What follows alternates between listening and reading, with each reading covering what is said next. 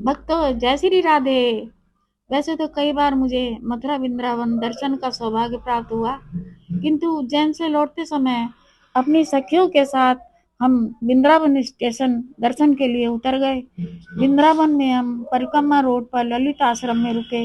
यहाँ हमारे पास घूमने के लिए केवल 1.5 दिन का समय था। सबसे पहले हमने गौरी गोपाल आश्रम के दर्शन किए।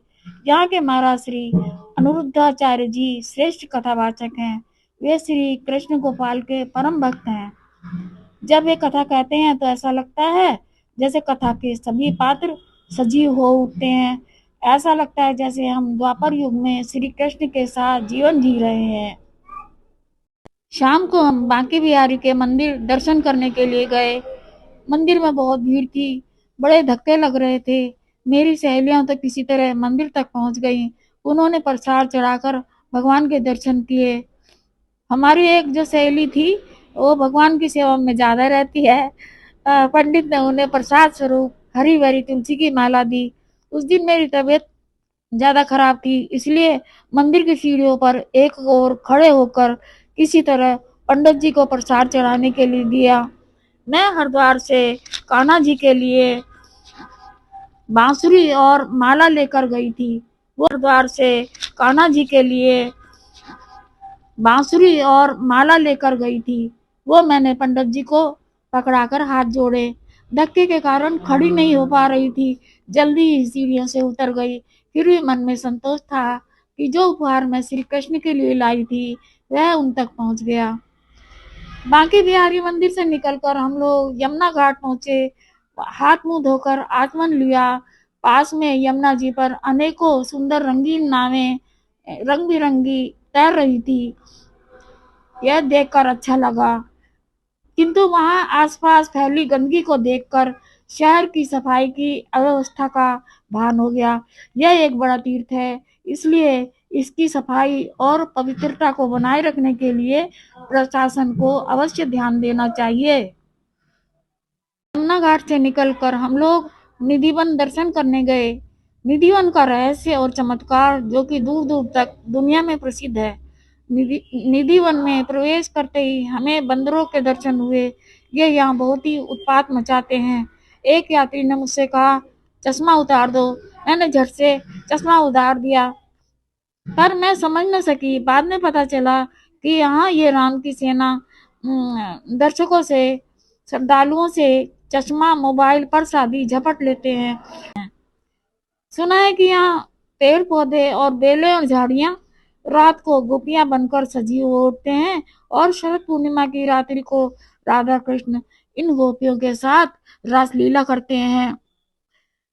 रात को यहाँ किसी को भी रुकने की मनाही है। शाम होते ही यह निधिवन बंद हो जाता है। यदि किसी ने भी राधा कृष्ण की लीला रात को रुककर देखने का प्रयास किया तो वह सुबह तक इस लायक नहीं रहता कि रात को दिखे चमत्कार का वर्णन कर सके।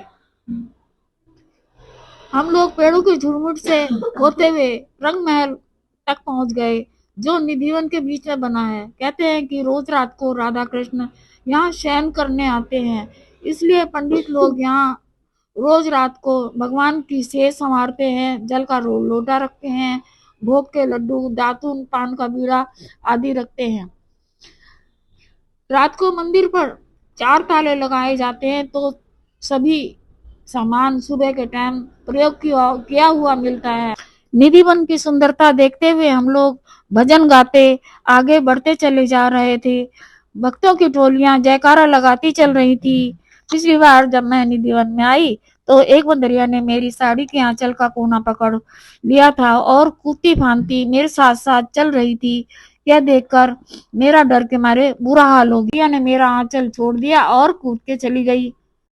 मन ने महसूस किया कि शायद यहाँ तक कोई मुझे छोड़ने आया था। ये क्या था, वो तो श्री कृष्ण ही जाने। शाम हो गई थी, निधिवन बंद होने वाला था। वहां से लौट पड़े। अगले दिन सवेरे हम लोग बरसाना दर्शन के लिए निकल पड़े। बरसाना जाते हुए सबसे पहले कीर्ति महल के दर्शन किए। यहाँ राधा रानी जी की माता कीर्तिदा का महल है। यहाँ राधा का बचपन गुजरा था। यही मंदिर में अनेक सुंदर तस्वीरें दीवार पर बनाई गई हैं। कहीं राधिका जी छोटी बालिका के रूप में खेल रही हैं, कहीं बच्ची के रूप में अपनी माता की गोद में बैठी हैं, कहीं अपनी अष्ट सखियों के साथ बैठी हैं, कहीं वन में विहार कर रही हैं। इस प्रकार अनेकों मन लुभावनी मूर्तियां थी। मैं मुख्य मूर्ति कीर्तिदा की फोटो खींचने लगी तो मंदिर में गार्ड ने मुझे रोक दिया। मैं मंदिर में माथा टेक कर बाहर निकली तो मेरे होठों से ये शब्द फूट पड़े, अपने पावन बरसाने में और अष्ट सखी गोपिन में लिख ली जो मेरा भी नाम, रंगीली राधे राधे। मंदिर के बाहर विशाल आंगन में बहुत ही भव्य मनमोहक मूर्तियां प्रतिष्ठित थी जो राधा कृष्ण के जीवन की घटनाओं को दर्शा रही थी। मैंने इन मंदिरों के आगे अपनी सहेली ने हमें राधा महल के नीचे उतार दिया था। पता चला यहाँ मंदिर तक जाने के लिए 300-400 सीढ़ियां हैं। मेरी कुछ तबीयत खराब थी, इसलिए डर गई कि इतनी सीढ़ियां कैसे चढ़ पाऊंगी। घर से खाली पेट चले थे, इसलिए हमने वहां कुछ फ्रूट वगैरह खाए और सीढ़ियां चढ़नी शुरू की। राधा रानी की ऐसी कृपा हुई कि पता ही नहीं चला कि हम कब तक मंदिर पहुंच गए। मंदिर की खूबसूरती और चहल पहल देखकर मेरा मन बहुत प्रसन्न हो गया। वहां हम लोगों ने प्रसाद माला आदि चढ़ाए और राधा रानी के दर्शन किए। कुछ देर बैठकर मंदिर के नजारे देखते रहे और भजन करते रहे। फिर हम महल के आंगन के झरोखे से झांककर बरसाने की गांव की सुंदरता देखने लगे और घूम घूम कर कुछ फोटो खींची। यहाँ पर मेन मंदिर में राधा रानी के फोटो खींचने की मनाही है। मैंने एक कोने पर बने बुर्ज दीप स्थान पर एक दिया जलाया और हाथ जोड़े।